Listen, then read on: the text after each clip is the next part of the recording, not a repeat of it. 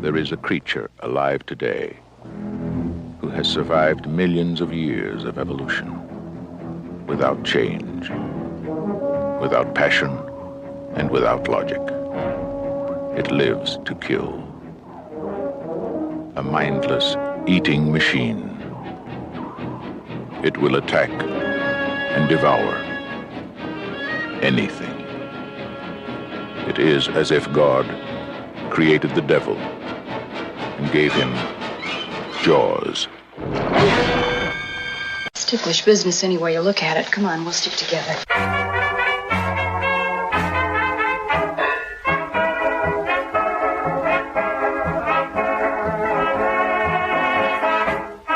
Hello, everybody, and welcome back to another episode of Ticklish Business. As always, I'm Kristen Lopez, joined by the fantabulous Emily Edwards. Emily, how are you? Very thrilled to be talking about this movie.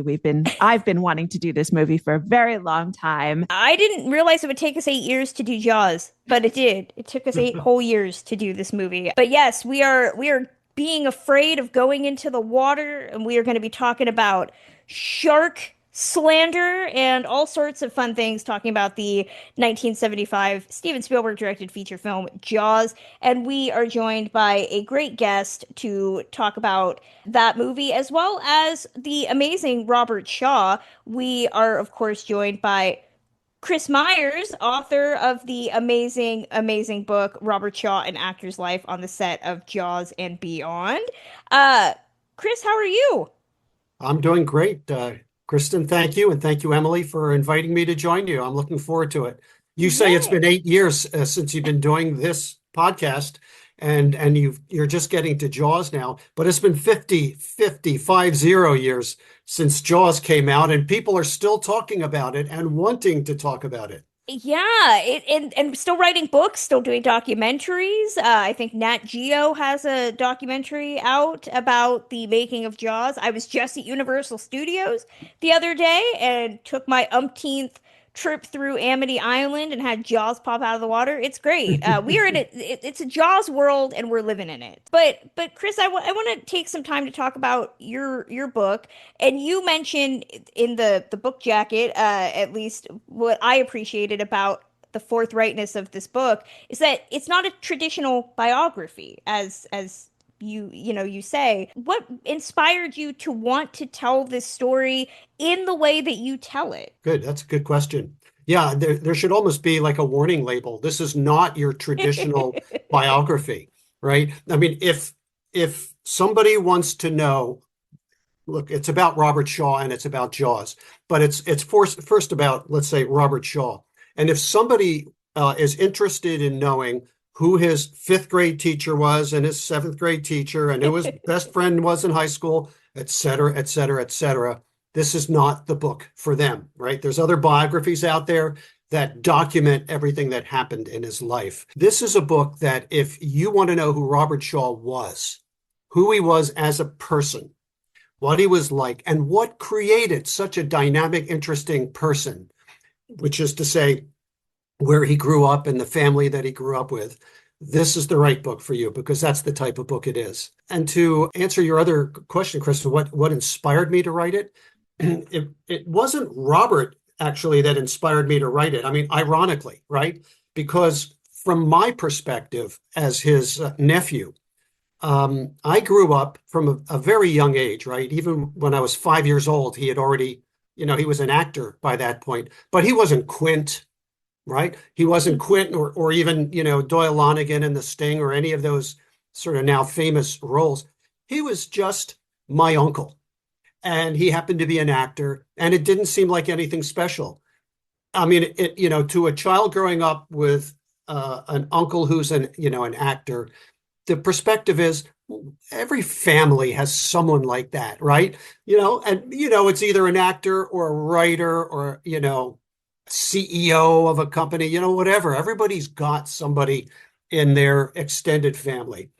So I never thought much about it. And I certainly never thought about writing a book about him. And in fact, it didn't begin as a book about Robert. It began about 10 years ago and I'd grown up listening to these stories that my mother and Robert and other members of their family would tell. And they were very funny stories, and I've captured a bunch of them in the book. But about 10 years ago, I said to my mother, right? That's Robert Shaw's little, younger sister. I mean, one of his best friends in life, if not his best friend. And I said to her, Mom, right? Talking to my mom now, you had a really interesting life. I think we should write a book about it. And she looked at me and she said, no. No, nobody will be interested in my life. So I tried to spur some interest in her. I said, well, look, let me just tell you how I would outline your life. So you grew up in the Orkney Islands off the northern coast of Scotland, and then in the southernmost tip of England in Cornwall. So the outer reaches of the British Isles, very rugged country, Celtic country. Your father committed suicide before you were a teenager. Your mother was critical of everything you did. Your family was plunged from wealth, right? Because her father was a doctor, into poverty. In fact, they became paupers because he was lowered into a pauper's grave. But World War II had just begun. Germany was dropping, millions of tons of bombs all around you. You were watching, buildings blow up. And yet you survived all of that. You went to Cambridge. I'm still talking to my mom. Went to Cambridge University, one of the first women ever to go there. Went to South Africa to fight apartheid in your 20s. Met with Nelson Mandela. Told him what you thought he needed to do in order to end apartheid. It didn't work. He got thrown in prison. But nevertheless, she's in the midst of all of that. And then she comes to America, raises 7 children, works full time, and sues her college when she discovers they're paying the men more than the women, and wins her lawsuit. So I say all of that, and then I pause and I say, and oh, by the way, you grew up with Robert Shaw. You knew him better than anybody. You were at Broadway shows. You were behind the scenes in Broadway plays. You were on film sets. You were on the set of Jaws for a week. Wouldn't that make an interesting story? And that's when she said yes. She was like, oh, when you put it that way. Exactly. I devoured this book. I sat down and read it all in one sitting. It's absolutely gripping and incredible. Your family is just so interesting and just so deeply relatable. Did you get a whole lot of pushback from all of your multitude cousins or other aunts and uncles about wanting to sort of air some dirty laundry? Because it's not that dirty, but it's, it's family stories. It is family stories. And first of all, Emily, thank you for that comment. That's it's very nice. But yes, I have had pushback, and understandably so. And my mother has been a little bit nervous about the reaction from the family. I got some pushback before it came out, and honestly, I haven't spoken to anybody in the family since it came out. So I'm just, waiting for a phone call. But in my opinion, it is. This is This is coming from the perspective. My mother adored Robert Shaw, and I grew up adoring him. Partly because my mother did, right? So, that sort of gets handed down, but also partly because he was so funny and so full of life and energy. And so I just adored the guy, and that's certainly where it's coming from. At the same time, my mother and all of the Shaws, they come from a different generation and a different sort of place and time, that sort of upper middle class part of, Britain, where they don't hold things back. And so she was, very honest. And, as some people have written, I think I've captured it lovingly, but honestly. So that's the perspective. And I hope everybody in the family agrees. Well, I certainly think you did, as someone who's clearly very far removed, but you did such a wonderful job of capturing the uniquely British experience of pre-war and World War II, because we as Americans clearly have a far remove from the actual physical threat that was happening, and the tumultuous political time in which your mother and her esteemed older brother were growing up in.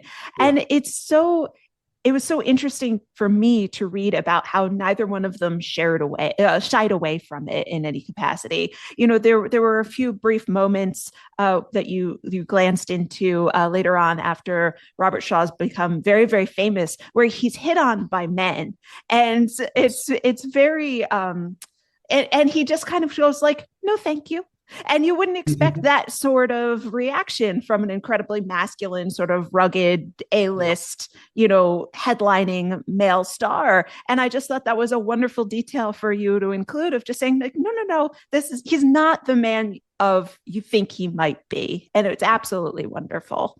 Yeah, that's right, Emily. Wow. You're saying it better than I could say it there. She usually does. That's her job on the show, to always make everything sound a lot cooler than I would. I would just blurt it out. Well, I was going to say, I was just going to pick up though on what Emily said, because it's very interesting. And yes, that's all in the book. And Robert Shaw was the type of person who loved sports. I mean, he would have preferred to have been a rugby player rather than an actor or a writer. That was his, true passion and what he also wanted to do. So he was very into sports and politics and things like that. And, in the pub or at home or with his friends or in, my living room as a boy, he could talk sports and go down that route. And he loved it. But he could just as easily talk poetry and drama with, Emily, to your point, maybe a lot of gay and not gay, but, with people in drama, gay or not, and be just as comfortable and be just as passionate and be just as intelligent and just as genuinely interested. So, yeah, he definitely encompassed sort of all of that. And here's the other thing that just triggered in my mind when you said that. So I mentioned that that Robert and his brothers and sisters grew up in Orkney. So that's the northernmost part of Scotland, or off the northern coast of Scotland, and the southernmost part of the Celtic country. And one of the things about that, part of the world is that, unlike what we live with in the United States, it was pretty much homogeneous.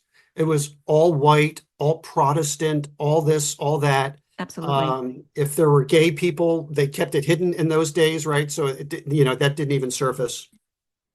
But the interesting thing about that is that the Shaws, Robert Shaw, grew up without any prejudices, because there was no tension of any kind. Everybody was considered to be equal. And so you never even, considered that somebody might not be. So when they then, went out into the rest of the world, in London and South Africa and other parts of the world, they brought that, sort of core belief that everybody's the same and nobody should ever be treated differently. And so I think, that's one of the reasons why he was able to function at such a high level in all different, parts of, society. And I think what's fascinating about Robert Shaw as an actor, and this transitions into talking a little bit about Jaws, is that, looking at his filmography, he made so many movies, and yet I think most people, if they're asked to think of a Robert Shaw movie, they'll think of The Sting, or they'll think of this. Most people, I think, would think of this, or maybe, Emily, I know, is a fan of Taking of Pelham 1, 2, 3. I love A Man for All Seasons, where he plays Henry VIII. But I think in doing kind of casual research on him, I was really surprised by how many people kind of considered him a discount Sean Connery, or compared him in that way. And I don't think that's an accurate comparison.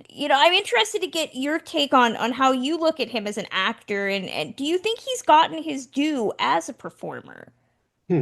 So I think I personally break, when I consider actors, I break them into the successful ones.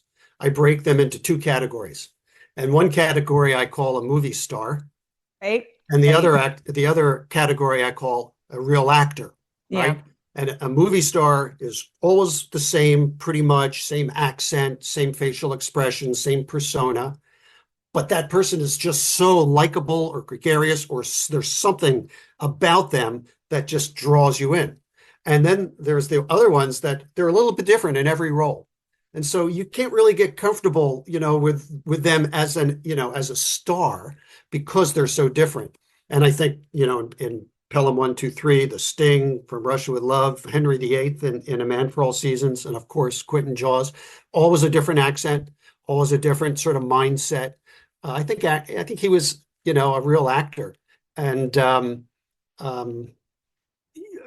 don't know how to compare him to Sean Connery. He was certainly very successful also. I think a lot of people just hear the accent, and I think that's why I say I don't think it's an accurate comparison, because they're just like, Irish. It's the same thing, right? I was going to say, and they can't tell the difference between the accents because they're very different. Exactly. Yeah. You went into such great detail about his legacy as a writer as well. Can you speak a little bit about how much he enjoyed sort of delving into scripts? And I know I had learned through your book, I didn't know this as much as I love the movie, that he'd written the Indianapolis sort of monologue that he gives in Jaws, which is truly like the most gripping and horrifying moment of the entire film. Yeah. How much if you had to give a percentage, like, was he like 90% actor, 10% writer, or flip-flop it around? Like, how did he sort of reconcile those two things within himself? Well, he used to describe himself as an introvert and an extrovert.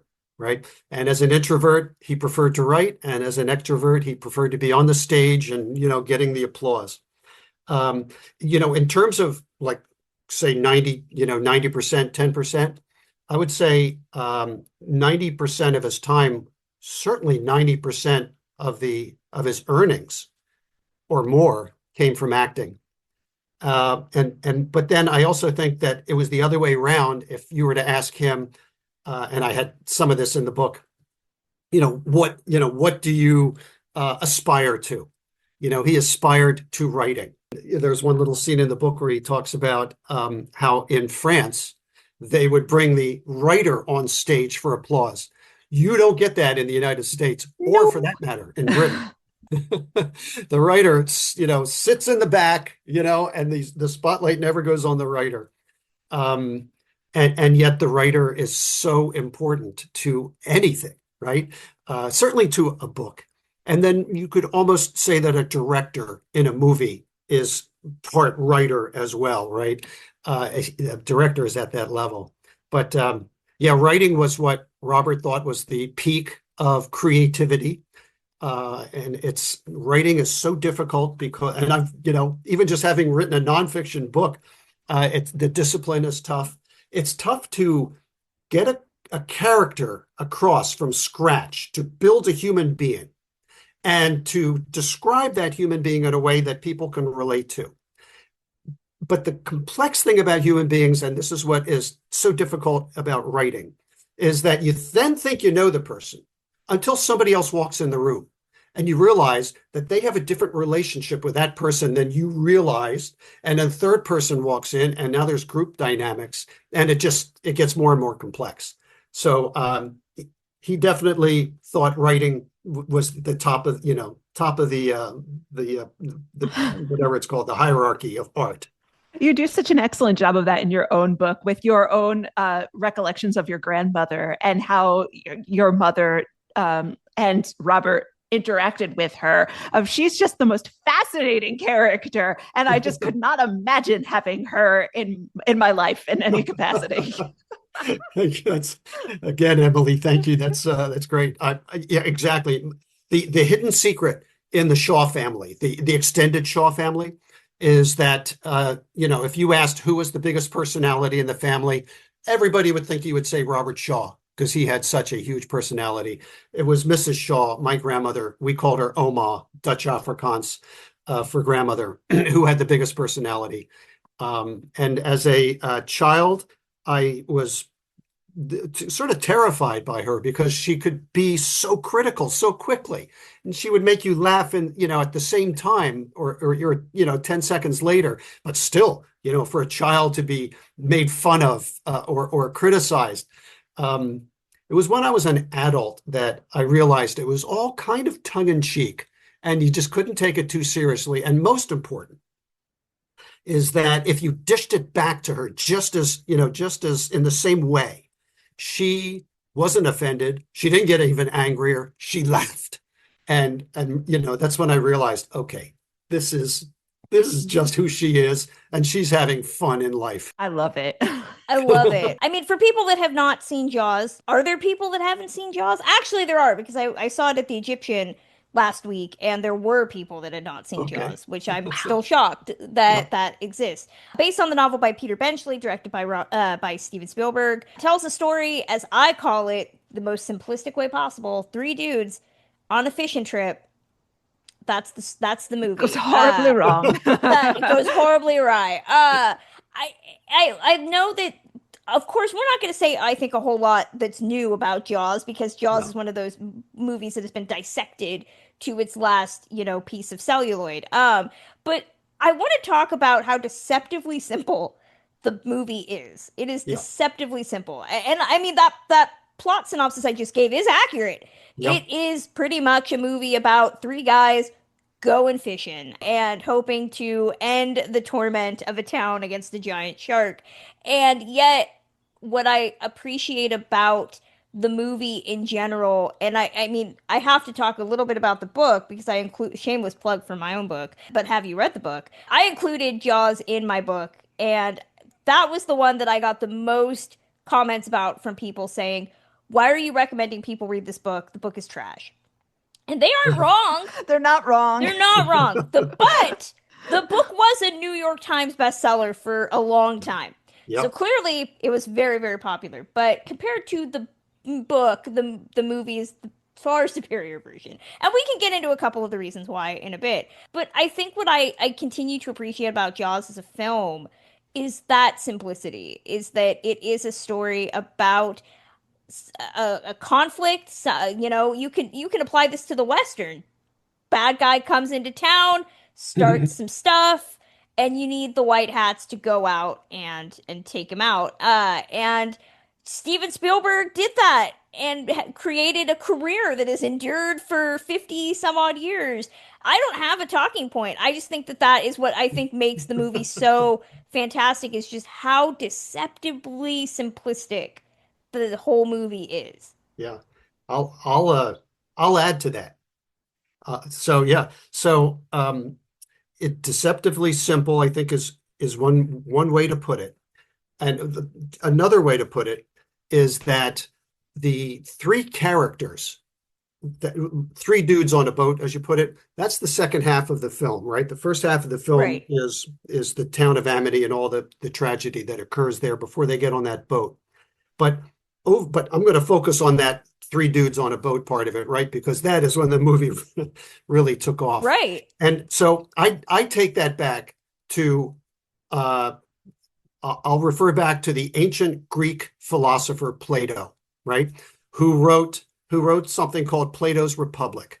And it's such a famous, well-known, well-written essay or book or whatever it was, whatever they called them 2,500 years ago, that it still is very, very true today. And in Plato's Republic, what Plato said was that every individual and every society is comprised of 3 elements.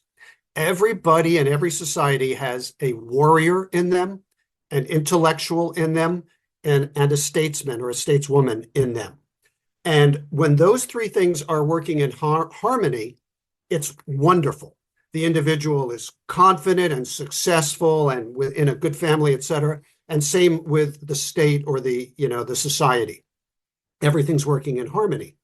And you see that working in harmony in The Godfather, right? And The Godfather, Sonny is the warrior, and the I forget Robert Duvall's character's name, but the conciliary, the lawyer, is the intellectual. And then you've got Michael, head of state, head of family, listening to the warrior, listening to the intellectual, and then you're sort of going down the middle or whatever the right decision is.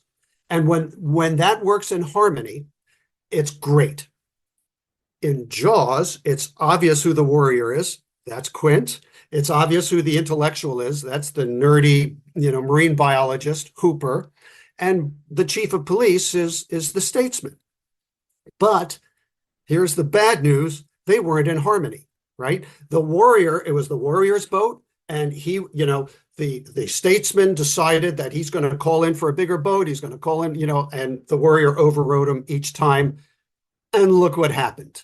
Yeah, it wasn't a pretty ending. No, not for the Warrior, at least. He's the Ahab, right? To just keep throwing in, more classic literature. It's the Moby Dick of it all. The boat is called Orca after all. So, Yes. to bring it back to the whales, which whale imagery apparently was a big deal when this movie was being put together. So, the head of the studio at the time, Richard Zanuck and David Brown, they were producers at Universal, and they really wanted to put this together. And they initially offered the job to a couple other people before Spielberg. They had sent it to John Sturges, who had done The Old Man and the Sea. So you get why they would have picked him. Yeah. And when that didn't work out, they gave the job to Dick Richards, who had done the Culpeper Cattle Company. But supposedly they fired him because he kept calling the shark a whale. Yes. And that Really? irritated them. Yeah, that irritated them. So they fired him. Back in the day when you could fire somebody for just irritating you. And Spielberg, it makes me feel ridiculously old. You always hear about people talking about, how old was Orson Welles when he did Citizen Kane? He was like 23 or something. Yeah. Baby. Spielberg was 26 when he wanted to make this movie. Washed up old man that he was at 26. And I'm just sitting here as a 30-something. I'm just like, God, what have I done with my life? Steven Spielberg made the most enduring movie of all time, and he was 26 years old. He could just rent a car the year before by himself. Touche. But I think that what it makes Spielberg such a great integral part to this, movie. And I've heard him talk about this film, before, is just really his sense of wonder and his love and appreciation of filmmaking. He had, I think before this, just done a couple episodes like Night Gallery, famously worked with Joan Crawford, who hated him. And that's how he kind of made his bones. He had done Duel before this, which also is kind of a similar concept of man versus machine, albeit a semi-truck. But I think what I've come to appreciate, having seen Jaws numerous times, it's one of my mom's favorite movies. She makes me watch it every year. They screen it somewhere. I'm required to take her to go see it. But I think what I really appreciated watching it this time is Spielberg's just sense of simultaneous wonderment and horror. You are in love with the town of Amity and this small, contained little world. It's got, of course, Roy Scheider's character is the quintessential perfect father, kind of, or at least a better dad than most of Spielberg's dads tend to be, who are a bit more conflicted. And yet that is all undone by the shark. And even then, you're still in awe of the mechanical shark, which never worked. I think, if anything, we talk a lot about, and it gets overused a lot, movies that make you love movies. And this is a movie that I think really loves movies. This is a film that shows you what storytelling can be capable of. And Spielberg knew all that at 26. I'm still learning that over 30. So screw you, Steve. Hey, Kristen, I'm in my 60s. Right. It's just, Spielberg's just making us all feel like we are just 1 foot from the grave. Yeah. He was, but Orson Welles at 23 and Spielberg at 26. He just happened to be a genius. And I have a scene in the book where my mother meets him for the first time and says, "Who was that snotty-nosed kid?" Because, to a person in their 40s or 50s, a 25-year-old, 26-year-old is a kid. And Robert immediately said, "Joey, that kid is a genius. Just watch what he does with this film and with his career." And boy, was he correct. But Robert had the advantage of having, by the time my mother was on the set, he'd been working with him for a couple of months. And Robert, like I said earlier, Robert Shaw was somebody who, if they were very good at what they did, he would say so. and he wouldn't sugarcoat it, and he'd be genuinely appreciative. And if they were not good at it, he would say that too, and he wouldn't sugarcoat that either. You know, he did not suffer fools gladly, but he recognized Spielberg's genius, you know, very quickly and loved working with him. And Spielberg proved that he was right, not just with Jaws, but with the body of work, you know, over the next 50 years. That I mean, I don't know, the Alfred Hitchcock or goat. whatever it would be of, Yeah. you know, of this generation.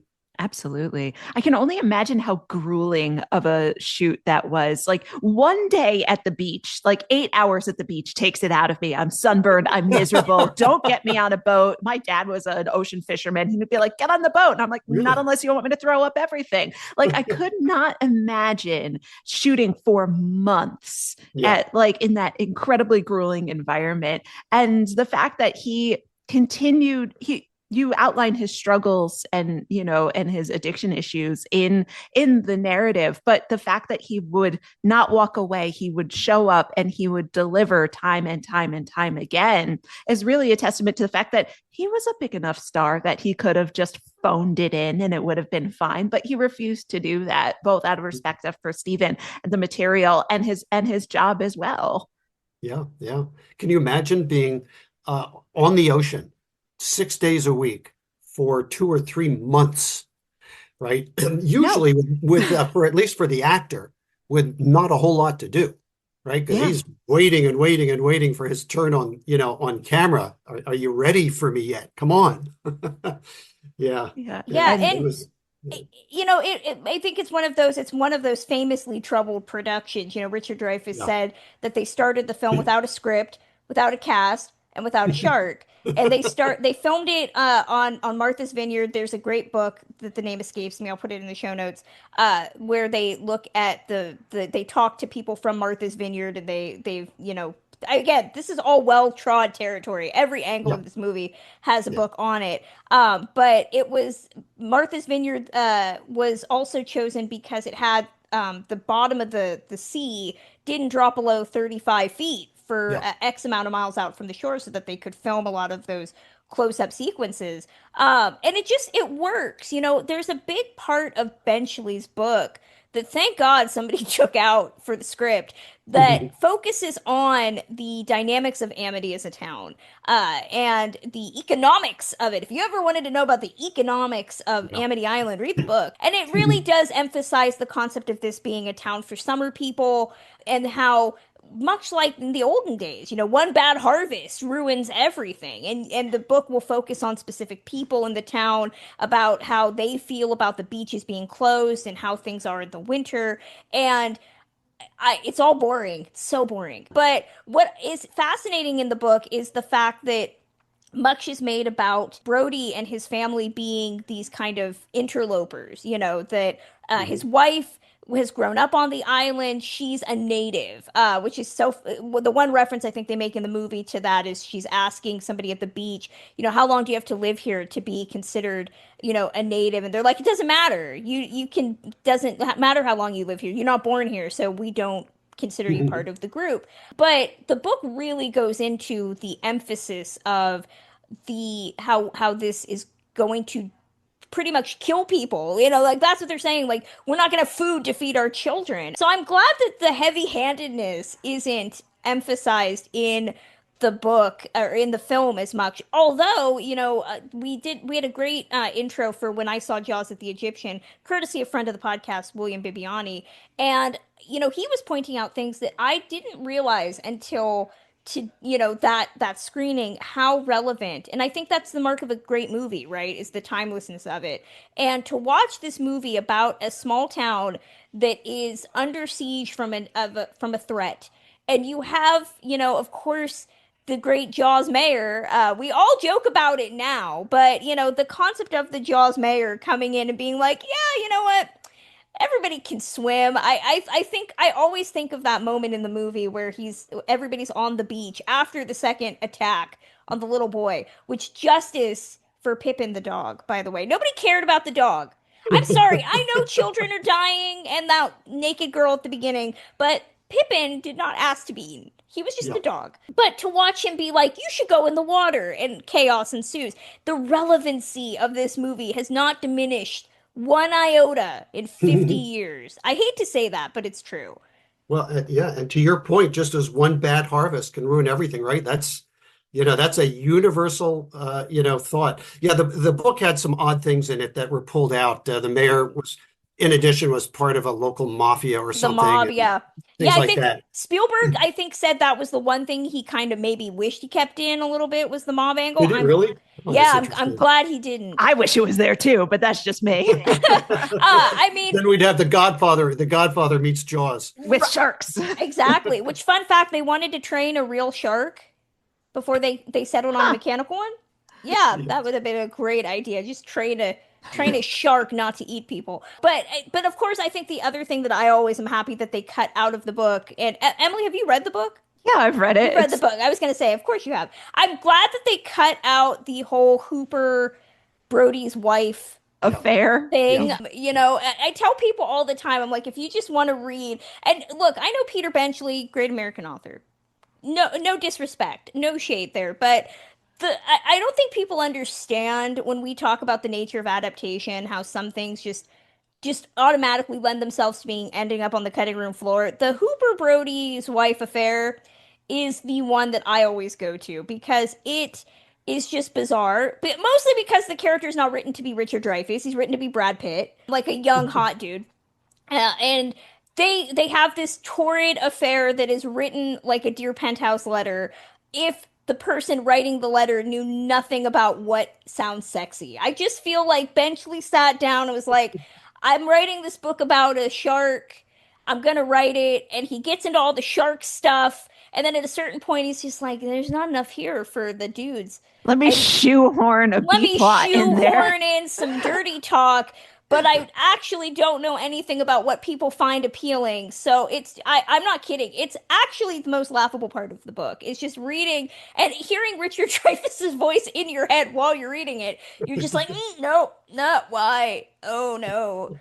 Yeah. I don't know where I was going with that. I don't know where you're going with that but either. I don't know how to save you on that one. I'm just glad it's not in the movie. I mean, it's a good transition to cast. We talked a little bit about, the quint of it all, but I think that the movie has such two clearly delineated halves. The setup with the attacks, and then the, of course, second act where you get the everybody on the boat.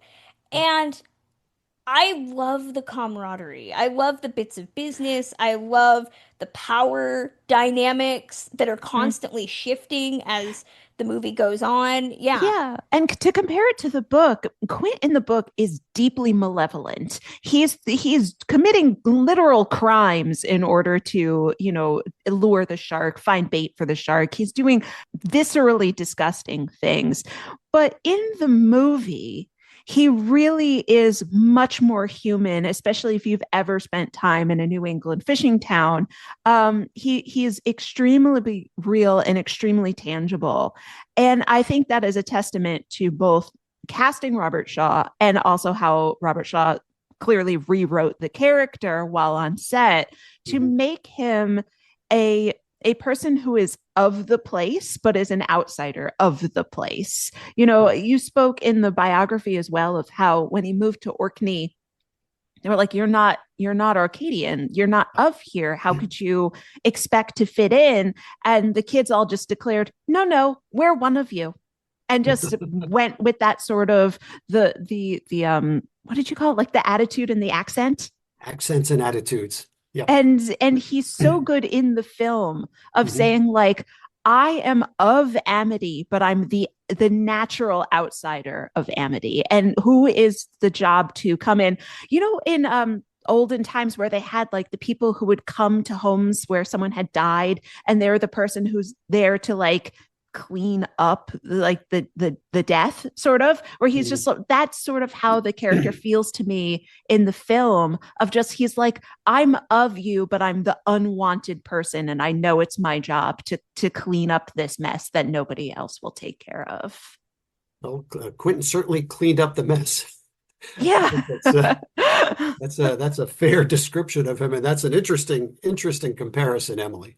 Well, I I think too what makes that trio work so well is that you have these different levels of experience. And, again, a lot of people connect Spielberg's work back to fatherhood and his thoughts on fatherhood. And you get three different definitions of, I think, what fatherhood kind of looks like. In that Quint is this guy that has so much experience. He's a man of the sea. In a situation, he's the guy you want, right? He's seen death and destruction. And yet, in the relationship he has with Hooper, he doesn't listen. He doesn't allow anybody to think that he knows more, which is what ends up getting him ultimately killed at the end. Whereas Brody is very much this empathetic person. He has a heart. He feels for the people of the town. He's a workaholic who has to kind of be forced to interact with his family. There's that really great, little scene with him and his son that, if you don't understand why that is important, I've heard people say like that scene doesn't have any bearing on anything. Why do we have it? Mostly because people don't know how to watch movies anymore. It's the most beautiful scene in the movie. Exactly, yeah. It's a lovely scene. It's beautiful little baby. It's a great moment, and I think it emphasizes his dynamic of like why he is doing what he's doing. He's got two young children. He wants to create a better world for them where they're not going to get eaten by a shark. And then you have Hooper, who is the young single guy who is, on his way to learning. He knows things, but he has to kind of be toughened up. So I love how it looks at masculinity and fatherhood in that way. And I don't know if Spielberg necessarily implied all of that, if he wanted to make those commentaries on what manhood in the 1970s looks like, but it's really fascinating to deconstruct and pull apart. Yeah. I would go back to the warrior intellectual statesman, right? And that whether that's fatherhood, motherhood, adulthood, it's it's being able to balance them, and clearly out of balance there. But Kristen, I hadn't really looked at it from Chief Brody was, I think, a lovely father, overwhelmed by work in the midst of a disaster, but even so, he could step out of it and show love to his children. And that was one of the nicest parts of the movie for me. Spielberg just has a touch with films. Somehow, everything he does in a movie comes across so well. And going back to something else that you said, so the first half of that movie was very different from the second half. And in the first half, one of the little touches of Steven Spielberg again was that he used local residents as actors, right? So he brought in three Hollywood, call them actors, right? And Dreyfuss, Scheider, and Shaw. But Chief Brody's secretary was a local resident. Alex Kittner, who was eaten by the shark, was a local. Mrs. Kittner, his mother, was a local resident, et cetera, et cetera. They showed footage of the ferry coming in. That was the real. They didn't, put actors on that ferry, and it all had a very real feel to it in the first half, which made it all the more interesting in the second half. Then you think, oh my God, this is like a documentary, and these people are really being eaten by this mechanical shark. Came across very real. I'm from New England. And so when he's running through the town to sort of like get to the sheriff's office, and you have the white clapboard houses with the green shutters and the little gates, that is every single town in New England. And he does such an incredible job of making it so known and familiar. And, and I think actually one of the, like we were saying, leaving the Hooper subplot on the cutting room floor actually does an incredible job of making it, so familiar, because nobody wants to think of their parents having an affair. No one wants to think of the messiness of life. You need this heroic touch, and that the danger has to be coming from the outside in this film, in order for the danger to have any impact at all. And I think my favorite part is when Hooper's trying to explain that these can't be the sharks, and the people are so terrified and they're so knowledgeable, and Hooper is struggling to get them to understand that like a tiger shark can't do this kind of shark that lives in these waters, it can't do this, it came up from the Gulf, they're slicing and dicing these prop sharks like left, right, and center, and it's disgusting. And he has this moment where he needs someone to back him up, and the only person that's going to do it is Quint, and he's just like, really, this guy, this is the guy I get. And that's when you can tell that the three sort of powers sort of come together, of just saying like, this is where we coalesce into the hero, and we have to actually work together as a team. And it is surprisingly subtle in a movie that is not known for its subtlety, but it's very smart storytelling. It's jarring to think that this script was not nominated for best support or best adapted screenplay. It was not, which is bananas to think about. But Oscar gets it wrong more often than not. Fun fact.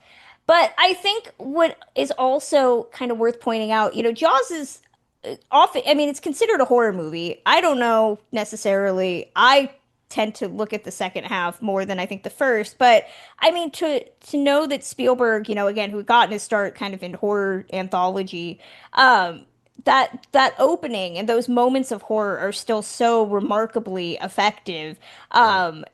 Just the concept of having Susan Backlany, the girl at the beginning, getting yoinked around, which supposedly the harness or whatever under the water actually was incredibly painful. So that is not acting, that is actual terror and pain. It's such an effective way to open your movie. And I think for me, as somebody, it's just looking at all of the actors and the work they did in this after and before. I knew Roy Scheider from this. It was incredibly shocking to me to watch All That Jazz after the fact and be like, wow, the sheriff from Jaws hot. I don't know how I feel about this because it's Roy Scheider. But I mean, and of course, Robert Shaw would do The Deep, after this, which, I think the movie erroneously kind of sets it up as like he's Quint too, and that's not the case.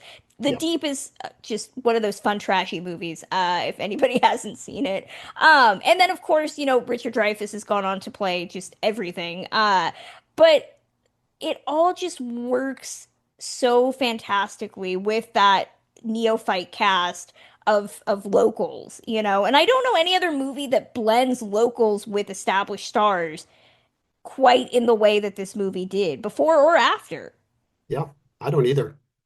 Yeah, it's remarkable to think. And people, I think, now kind of take Jaws for granted, its legacy. We're talking about it 50 years later, and yet it completely upended modern filmmaking and modern distribution too.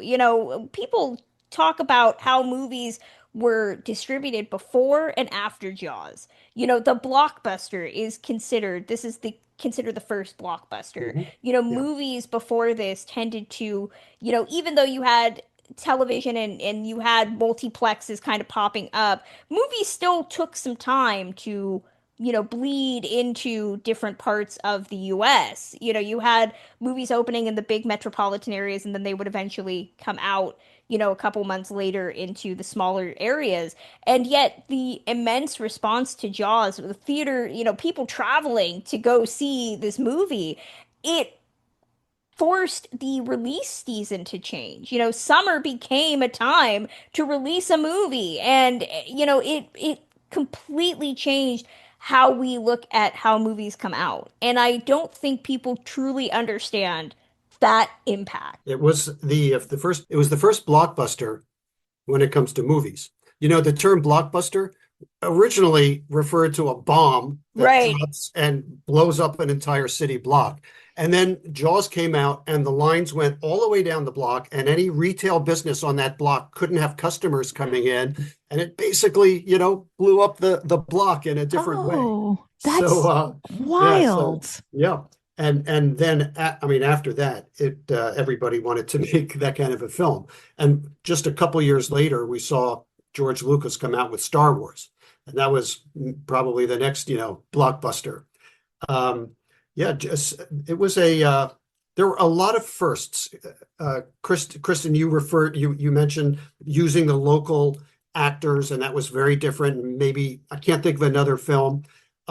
Until then, no movie had ever been filmed on the ocean, and there were plenty of ocean films. There was The Old Man and the Sea, and you mentioned that that director was considered for this, and there were Titanic movies and all kinds of movies, and all shot in a studio. Gidget is a great. I always point out to Gidget, it's a great example of a movie where it's set on the ocean. They're supposed to be surfing, but you only ever see people go a little bit into the shore, and then it's clearly a tank. Yes, exactly. But they found a location that had 30 feet of flat water that went out for half a mile or a mile or whatever it was, and presto, But Spielberg was he was an innovator. I think he also took, I think, a lot of inspo from just other movies, some of that underwater photography that is inspired by Jack Arnold's Creature from the Black Lagoon, I think that he really is a director that, took established elements from previous films and just kind of found a way to enhance them or elevate them in some way, and we talk a lot about, classic films and the significance of watching them. And I think a true film student, a person that wants to be a filmmaker, it's not just about watching those movies and, understanding, oh, they're important and why are they important, but it's looking at everything. It's looking at why shot composition is important. It's why looking at sound is important. Score. I mean, John Williams' score is the most iconic piece of music. So I think that Jaws is a real example of a filmmaker that took from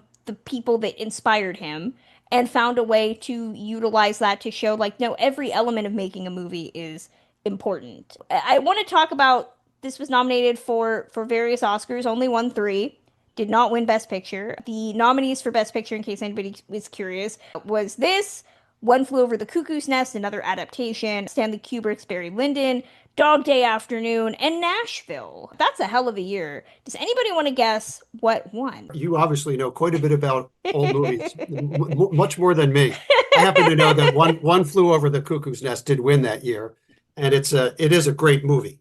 It is a great movie. Also very different than its source material. Also very different. Yeah. Also in my book. Again, we need to sell books. but I mean, again, 75 is a great year. I think it's just a great year for movies. There's so many good ones. All 5 of those, I would be very hard pressed to say, which one deserved it. I mean, this is a year where you're just kind of like, can't they all be winners in their own way? I would have probably given it to Dog Day Afternoon because that movie is just so good. Perfect in my opinion. Over Jaws. Oh, I mean, yeah. Sorry.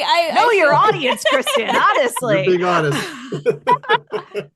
I want to bring this back really briefly to Robert Shaw. He only made 9 movies after this, which is, I'm always fascinated by, we just talked about Giant recently, which, of course, famous filmmaker who only made 3, but in writing the book and exploring that time in his life, how did you look at the last 9 films that he did and how he was picking projects?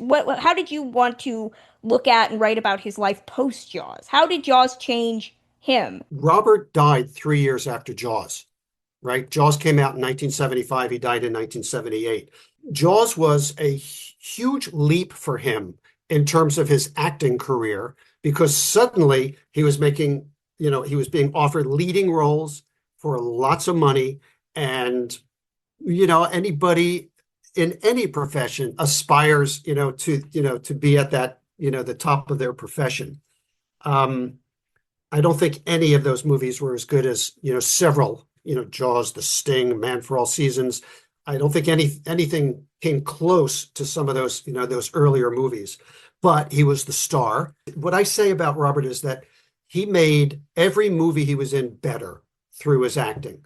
He Definitely. turned bad movies into good movies, average movies into good ones into great ones. At the same time, he was unfortunately going through some things in his personal life that were just as, sort of the opposite of the success he was having in his career.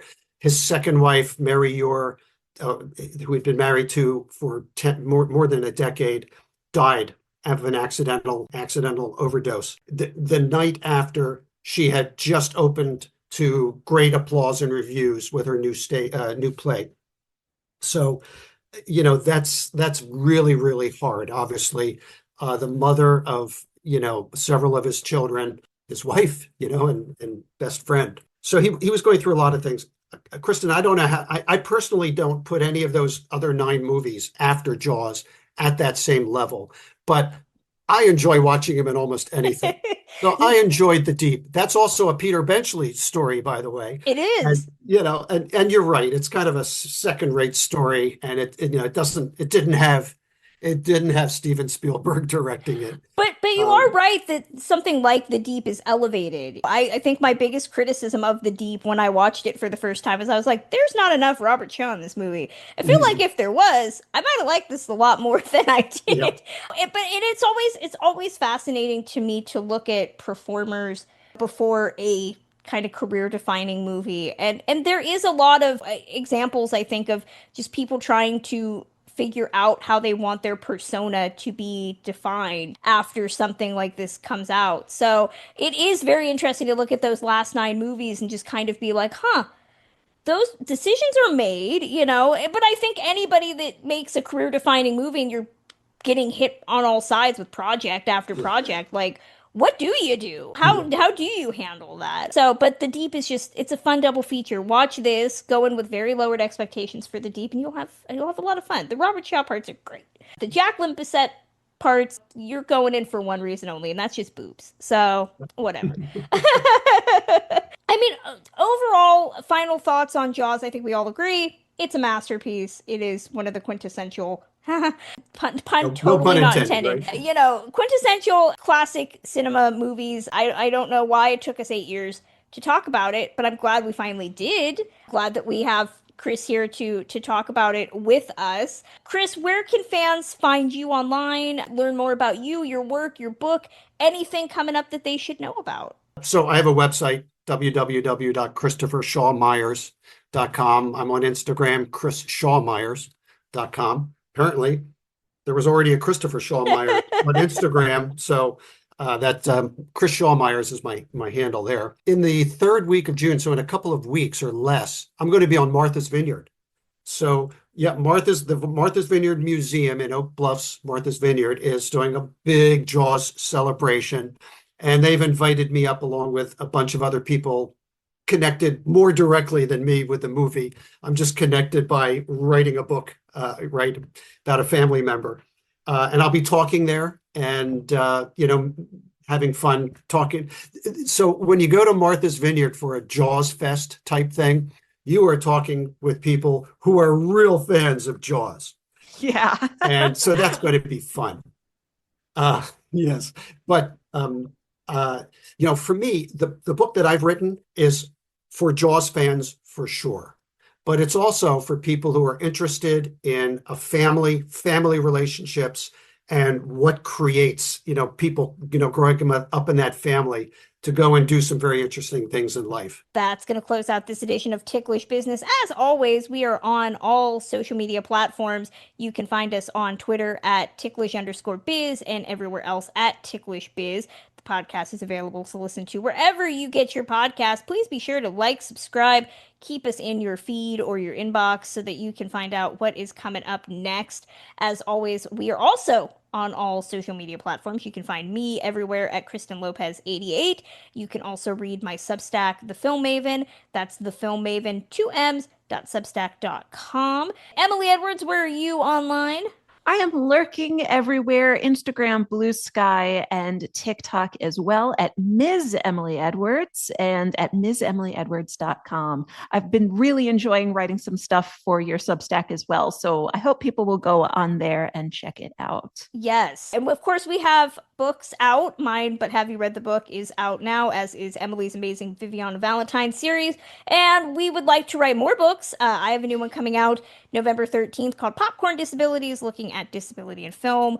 So please consider pre-ordering that if you can, because pre-orders help us a lot. Also, if you're not interested in pre-ordering something, if things are a little bit tight, put in requests at your local library. Yes. Library sales are still sales, and harangue your local librarians for us if you can. That would be spectacular. Yes. Always remember that your Patreon dollars keep the lights on at Ticklish Biz HQ and allow us to do all sorts of new fun things. We are going to be getting into the Patreon bonus stuff again soon, now that we have slowly worked out our return from hiatus. You can start at just $1 at patreon.com/ticklishbiz. That gets you access to our exclusive Patreon feed. You can listen to past bonus shows and bonus series. We have video interviews up there. We also give out regular care packages of swag and other fun stuff. I just sent out some more books from Ticklish Biz HQ, so definitely give us a look over there. We are going to stay on the beach for our next episode, but we are going to be traveling somewhere new,